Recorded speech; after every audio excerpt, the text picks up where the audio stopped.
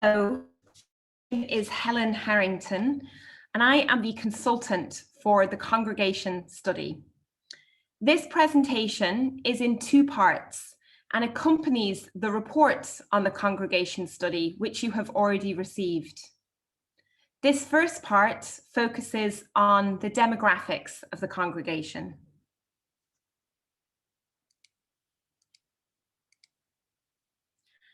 Firstly, what is a congregation study? The congregation study provides not only the current reality or situation of the resources within the congregation, but also an estimate of those resources for the future. This study supports the good stewardship of resources that Lucia, the General Bursar, spoke about in her report.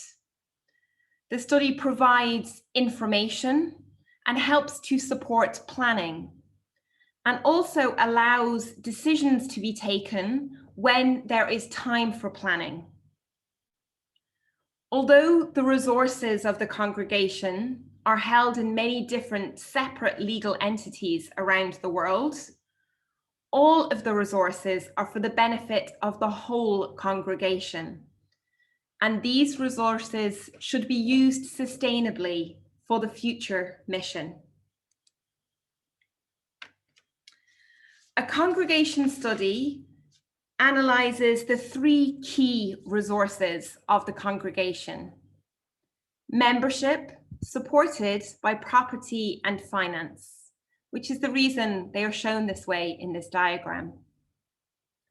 Of course, supporting each of these resources is life and mission, which impacts decisions about the resources, but also the resources impact the life and mission of the congregation.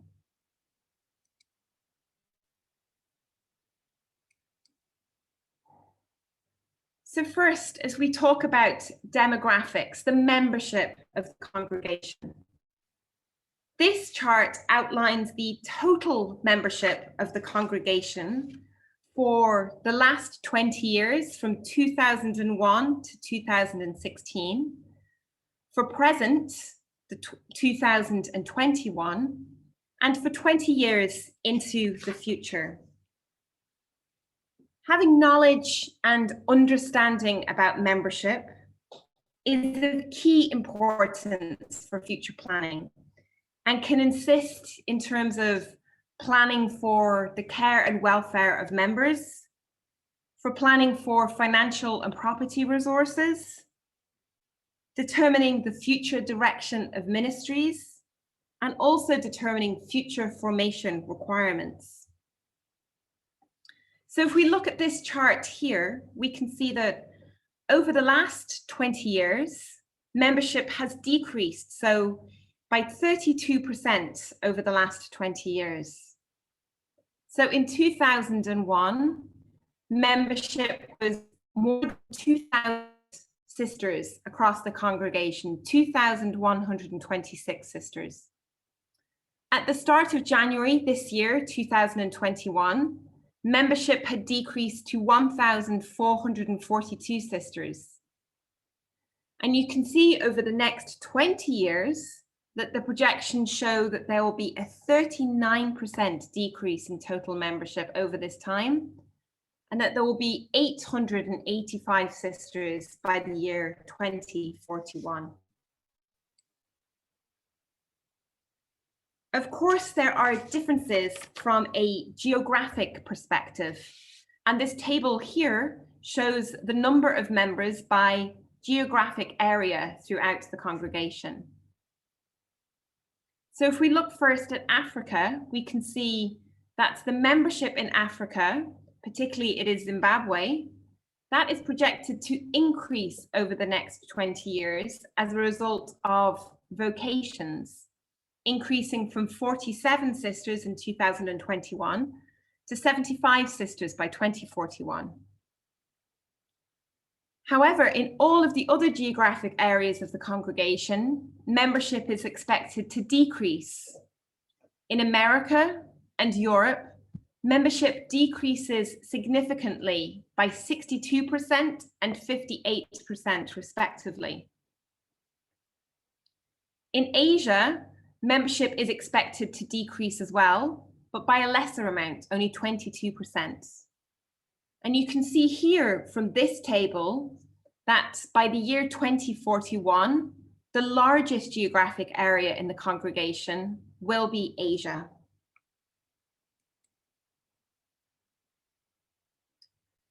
This chart shows the impact of vocations on total membership for the next 20 years.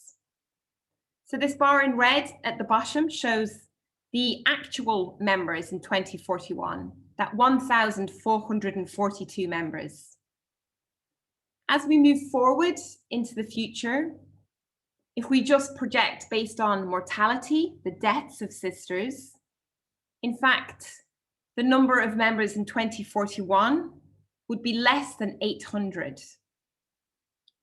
But of course, we are hopeful for vocations. Vocations can be difficult to project because, of course, they are based on faith. You are working with the Holy Spirit. And we do need to make assumptions, and we base those assumptions on the reality of vocations in each province or region for the last 20 years. This chart shows the impact of those assumptions about vocations. And you can see by the year 2041 that we expect 16% of the membership at that time to have come from new vocations. So these are members who are not yet part of the congregation. They may be novices or postulants, but they have not yet made any vows. And really, this indicates the importance of vocation formation into the future.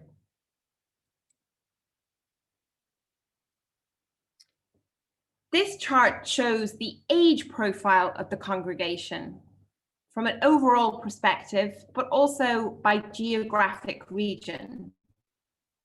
And we show both those sisters under the age of 80, which are the bars in blue, and sisters over the age of 80, which are the bars in green, by each of the different geographic areas. You can see firstly in Africa that we expect the number of members, the number of sisters to increase, and these are primarily the sisters under the age of 80. In America, where the number of sisters is decreasing, it is decreasing both in those aged under 80 and those aged over 80. In Asia, the number of sisters under the age of 80 is also decreasing. But here, the number of sisters over the age of 80 is actually increasing. So this may indicate an increased need for care of old members in this region. In Europe, you can see we're expecting a significant decrease in the number of sisters in both age categories, both those under the age of 80 and those over the age of 80. Of course, these membership statistics can only measure certain aspects regarding the members of the congregation. These statistics cannot show the physical or psychological health of members. They also cannot show the leadership capacity among members, or even members' involvement in ministries.